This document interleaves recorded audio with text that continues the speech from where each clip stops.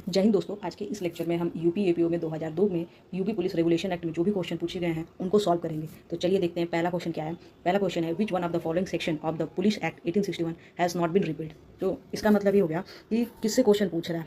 Previous year question हम लोग इसलिए लगाते हैं क्योंकि हमें पता चले कि किस एरिया से क्वेश्चन पूछ रहा है। तो सबसे पहला एरिया जो इसमें आ रहा है तो वो रिपील्ड, यानी कि हमको जितने भी यूपी पुलिस एक्ट में जो भी रिपील्ड सेक्शन है उनको हमको क्या करना है, सबसे पहले एक लिस्ट बना के लिख लेना है कि कौन से सेक्शन रिपील्ड हो चुके हैं। तो कौन सा जैसे इसमें रिपील्ड हो चुका है तो वो रिपील्ड सेक्शन में हमारा section 16, section 44, section 21, section 41, section 11। तो कौन सा सेक्शन इसमें से करेक्ट होगा। तो जो सेक्शन है 44 वो क्या हुआ है, वो रिपील्ड हो चुका है। तो कौन सा सेक्शन रिपील्ड हो चुका है, सेक्शन 44, याद रखिएगा।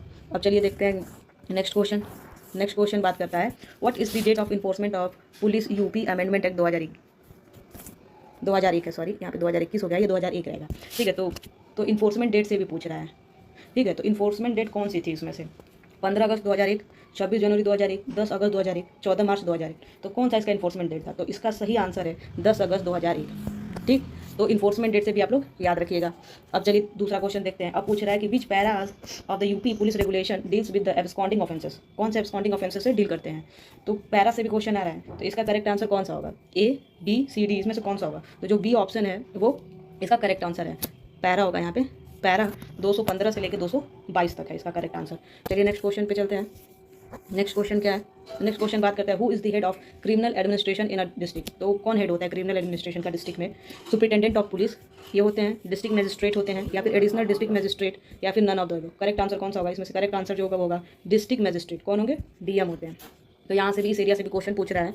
अब चलिए नेक्स्ट क्वेश्चन देखते हैं कि कहाँ से क्या पूछ रहा है। Special police officer under the police act 1861 can be appointed by. तो अपॉइंटमेंट से भी आ रहा है।